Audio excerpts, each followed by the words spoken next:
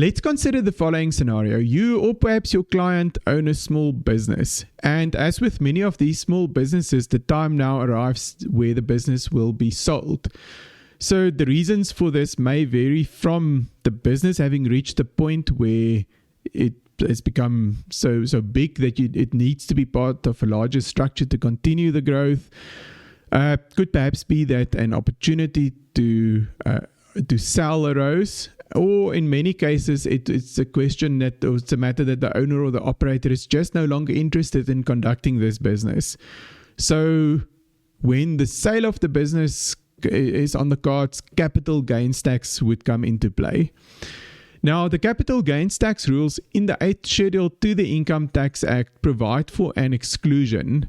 And the question is, when would this exclusion, or when would the owner of the small business qualify for this exclusion? Thank you for listening to episode 69 of Tax Break, your podcast for South African tax professionals and practitioners. Now, the question about the small business exclusion, it's not something that's new. There hasn't really been changes to it, but over the last few months, I've had 1 or 2 emails from listeners asking whether I could do an episode about it. So here we are. This is now the episode about the small business exemption, or exclusion to be more technically correct. Now, before we start talking about small businesses, I want to ask you that if you like listening to the podcast, whether you would consider rating it on your podcast platform where you normally listen to these podcasts. So as I understand it, if the podcast is being rated, it helps the algorithm to suggest it to more listeners, and that would help me in turn grow the listener base. On that same note, if you can think of anyone else who also works in South African tax, who may also be interested in listening to the podcast, I would very much appreciate it if you can share the link to the podcast with that other person. I want to also remind you that my email address is in the notes to the episode.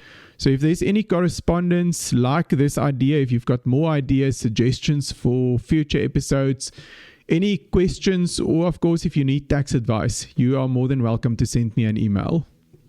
Right, so let's get back to the small business exclusion from capital gains tax. 1 or 2 sort of technical points that's at the core of this exemption or exclusion. We find it in paragraph 57 of the 8th schedule to the Income Tax Act, and the exclusion is really an exclusion of up to 1.8 million rand for the disposal of small businesses in certain circumstances. So you've got a whole list of requirements that you need to meet before you would qualify for the exclusion. It's not just a matter of if you sell something that you think could be a small business, then this applies. That it's more complicated than that. Now, as with all these episodes, I think this is a topic one could potentially have a bit of a lecture or a training session on. So the idea of the podcast is not to do that. Rather, I want to share some of the sort of common aspects or questions that come up in my dealings with it. So when I receive queries, or when I consult on this, those things, that's really what I want to share with you. So there's 3 aspects of this that I want to talk about today. The first question or aspect is, how must the sale of the business be structured to qualify for the exclusion? Now, practically, in some cases, you may not be able to structure it in a way that qualifies at all, or in some other cases, so it really depends on who holds the business. So there's a few permutations here. It could be that the business is held directly by the owner. So in other words, you've got an individual or a natural person that owns the business. So it's really a sole prop.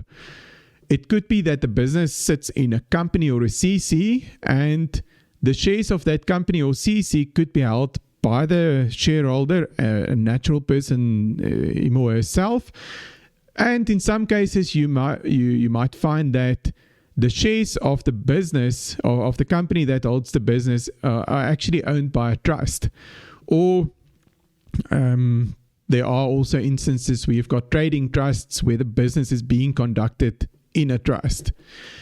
So let's look at what the requirements of the law are and how this ownership structure then affects whether you qualify or not. Right, so what does the law say? What type of transactions would qualify? The first one is where a natural person disposes of active business assets of a small business. So that's really aimed at the sole prop scenario where the natural person owns the asset and disposes of it. The second one is where the natural person holds an interest in an asset in an active asset of a small business via a partnership and then disposes of that interest by withdrawing from the partnership. And the third scenario is where the natural person holds a direct interest in the shares of a company to the extent that those shares relate to the active business assets of a small business. So in other words, the natural person holds the shares of a company that holds the small business or that owns the small business. When we talk about this direct interest, there's two additional important points that we need to consider. The first one is that the natural person must dispose of the entire interest in the company. So in other words, that person's entire shareholding in the company. And the shareholding in the company must be at least 10%. So there is a threshold to say that you must at least have 10% before you would qualify for this. So it's really the sole prop, the partnership, and selling of shares. Those are the three scenarios that the law caters for. However, it's not just any sale of assets by a sole prop via partnership or through a company. You also there's the circumstances around that sale and the business must also comply with the following requirements to qualify. So if you fall into one of these three categories, you must also meet the following to qualify. The first one is that the person must have held that small business or interest in the small business for at least 5 years before the disposal. Secondly, the natural person must have been substantially involved in the operations of that small business.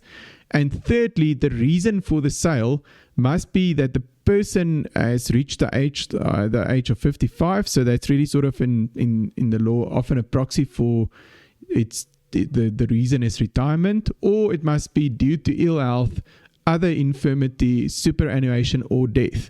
So it's all sort of situations where a person would naturally be disposing of a business because of the fact that that person cannot really or would no longer be interested in conducting it due to age or health or death then, of course.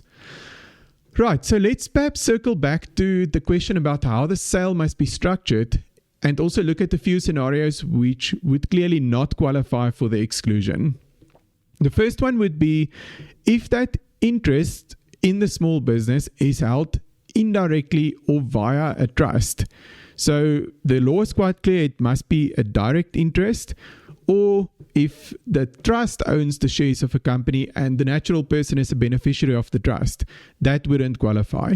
So as soon as a trust becomes involved, there's a good chance that you're no longer looking at the sale that qualifies for the exclusion. The second, the one that I've seen a few suggestions and that the question often comes up is in a lot of instances where the company holds the business, you would find that the purchaser would much rather prefer to buy the business out of the company than to buy the shares of the company from the seller. The reason for that is, of course, that if you buy the shares of the company, you buy everything that goes with it, including the history, potential claims and obligations that might be that company might have. So it's a much cleaner transaction to just buy the assets and the liabilities associated with that business out of the company. So if the company sells the small business, receives the cash and distributes the cash as a dividend to the shareholder, that doesn't qualify for the exclusion. Right, so those are just a few things to consider from the perspective of how to structure the transaction. The second aspect that there's often some debate about is when exactly is something a small business. Now, what the law tells us in the definition of a small business, the market value of the assets must be less than 10 million rand. Then you're looking at a small business. Okay, so what are the common misconceptions or questions that come up around this? We are not looking at the carrying amount of the book values of the assets. It's the market values of the assets. So it might be that you've got assets that actually appreciate in value, like property, perhaps, for example. You could have a scenario where the market value is actually more than the book value. So you're not looking at the book value, you're looking at the market value. The second point is it's not the net asset value, the market value of the net assets. It's the market value of the assets. So you can't have a scenario where you've got assets, you deduct the liabilities to get to a net asset value, and that's less than 10 million. The test is you need to look at the value of the assets. Then, related to this, if a person holds more than one interest in a sole prop business through a partnership or through direct shareholding in a company, in these small businesses, you need to look at the market value of the underlying assets of all the businesses must then be below this 10 million rand threshold. So there is an aggregation requirement if you've got interests in multiple small businesses. And then on the third point, still related to these interests in multiple businesses, if you get to the point of where the market value of the assets would still be below the 10 million rand threshold, and you meet all the other requirements to qualify for the exclusion, there is an additional requirement to be aware of, and that's that. So it's not that you only qualify for the sale of one or the gain on one of these disposals. All of them could potentially qualify, but there's a time requirement in the legislation. So all the qualifying disposals must happen within 24 months to qualify for the 1.8 million rand exclusion. Right, so what can you take home from today's episode? In my mind, the take-home points would be that A, you have to be very careful about what and how you dispose of the business. B, you need to make very sure that you are actually looking at someone with an interest in a small business, including looking at the aggregation rules if that person has got multiple interests in small businesses. And then C, you need to also take the timing of when these different interests may be disposed of into account to see what qualifies for the exclusion. Just a reminder, as always, nothing in this episode is intended to be tax advice. The podcast is only for information purposes. Until next time, goodbye.